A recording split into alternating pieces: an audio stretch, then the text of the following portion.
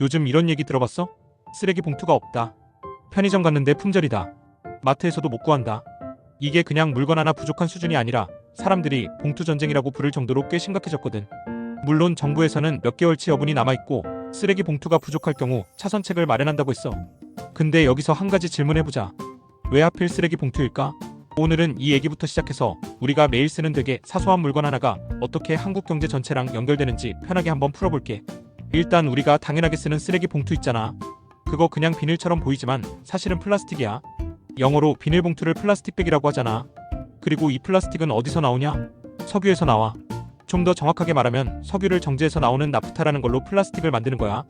그래서 지금 상황은 단순히 봉투가 없다가 아니라 플라스틱이 부족하다. 더 크게 보면 석유화학 공급망에 문제가 생겼다, 이렇게 이해하는 게 맞아. 그럼 플라스틱은 왜 부족해졌을까? 여기서 이야기가 우리나라를 넘어서 세계로 좀 넓어져. 최근에 중동 쪽 상황이 불안해지면서 석유랑 나프타를 실어 나르는 길이 흔들린 거야. 쉽게 비유하면 이런 느낌이야. 전 세계 공장에 재료를 보내주는 하나의 큰 고속도로가 있는데 그 길이 막히거나 위험해진 거지. 그럼 어떻게 되겠어? 재료가 제때 못 들어와.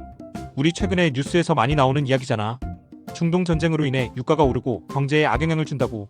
근데 한국은 특히 이 나프타를 대부분 수입해서 쓰는 나라라서 이런 변화에 훨씬 민감하게 반응해. 이게 어떻게 이어졌는지 순서대로 보면 이해가 쉬워. 나프타 공급이 흔들리면 플라스틱 원료 가격이 급등해. 그럼 공장들이 생산을 줄이고 플라스틱 제품 부족으로 이어져.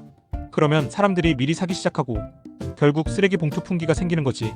그러니까 우리가 지금 보고 있는 봉투 부족은 사실 맨 마지막 결과야. 이 문제의 시작점에는 석유화학 산업이 있어. 이건 뭐냐면 플라스틱, 비닐, 합성섬유 같은 기초 소재를 만드는 산업이야. 근데 지금은 원료 가격도 올라가고 원료 자체도 부족해지면서 공장을 줄이거나 아예 생산을 멈추는 상황까지 가고 있어. 이건 단순히 한 산업이 힘든 게 아니라 모든 산업의 시작이 흔들린 거라고 보면 돼. 여기서부터가 진짜 중요한 포인트야. 플라스틱은 특정 산업에만 쓰이는 게 아니라 거의 모든 산업에 들어가. 우리 주변에서 플라스틱 없는 걸 찾는 게 더 어려울 정도야. 그래서 이 문제는 한 산업에서 끝나지 않고 계속 퍼지게 돼. 먼저 식품이랑 배달 쪽부터 보자. 우리가 음식 배달받을 때 플라스틱 용기, 뚜껑, 포장재 다 쓰잖아. 이게 부족해지면 음식은 만들어도 담을 수가 없는 상황이 올 수도 있어. 유통이랑 물류도 마찬가지야. 택배 포장, 완충제, 비닐 포장. 이게 없으면 물건은 있어도 배송을 못해. 생활용품도 꽤 크게 영향을 받아. 샴푸, 화장품, 세제, 볼펜 같은 거. 이건 내용물보다 플라스틱 용기가 더 중요해. 그래서 내용물은 만들어놔도 용기가 없어서 판매를 못하는 상황이 생겨. 얼마 전 기사를 보면 플라스틱 대란으로 볼펜도 못 만드는 상황이 생길 수 있다는 이야기도 있었거든. 자동차도 생각보다 영향이 커. 차는 금속만 있는 게 아니라 플라스틱 부품이 엄청 많이 들어가잖아. 부품 하나만 없어도 완성차 생산이 안 되니까 전체 생산 라인이 멈출 수 있어. 건설도 마찬가지야. 배관, 단열재, 전선 피복 같은 눈에 잘 안 보이는 부분에 플라스틱이 많이 들어가. 이게 부족하면 공사 자체가 멈출 수도 있어. 그리고 가장 민감한 건 의료야. 주사기, 수액팩, 의료용 튜브. 이건 단순히 불편한 문제가 아니라 생명하고 바로 연결되는 문제야. 플라스틱으로 제작되는 의료용품들이 생각보다 많거든. 그럼 이런 문제는 다른 나라도 겪고 있을까? 맞아, 전 세계가 다 영향을 받고 있어. 근데 한국은 특히 더 크게 체감하는 편이야. 이유는 세 가지야. 첫 번째, 원료를 대부분 수입에 의존한다는 점. 두 번째, 석유화학 산업 비중이 크다는 점. 세 번째, 플라스틱 사용량이 많아. 그리고 한국은 지정된 봉투만 써야 하잖아. 다른 나라처럼 아무 봉투나 쓰는 게 아니니까. 그래서 더 빠르게 생활 문제로 이어지는 거야. 이 상황이 빠르게 끝내야 할 텐데 오래되면 어떻게 될까?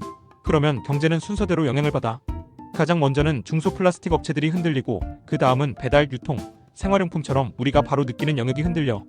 그 다음은 자동차, 건설 같은 큰 산업으로 번지고 마지막에는 물가 상승이랑 일자리 문제로 이어지게 돼. 여기서 많이 궁금해하는 게 이거야. 중동 상황이 해결되면 이 문제도 바로 끝나는 거 아니야? 결론부터 말하면 그렇진 않아. 공급이 다시 정상화되는데 시간이 걸리고 이미 오른 가격은 쉽게 안 내려가고 기업들은 이런 상황을 대비해서 더 많이 사두려고 하기 때문이야. 그래서 상황이 좋아지더라도 바로 예전처럼 돌아가지는 않아. 오늘 이야기 한 줄로 정리하면 이거야. 쓰레기 봉투 부족은 작은 문제가 아니라 전 세계 공급망이 흔들리면서 생긴 큰 변화라는 거. 그리고 이 사건이 보여주는 건 하나야. 우리가 아무 생각 없이 쓰던 플라스틱이 사실은 전 세계를 연결하는 핵심 자원이었고 그게 흔들리면 우리 일상도 바로 흔들린다는 거. 앞으로 뉴스에서 플라스틱 가격 오른다, 원자재 부족하다 이런 얘기 나오면 그냥 경제 뉴스가 아니라 우리 생활이랑 바로 연결된 이야기구나, 이렇게 한번 생각해보면 좋겠다. 도움이 됐다면 구독, 좋아요도 눌러줘.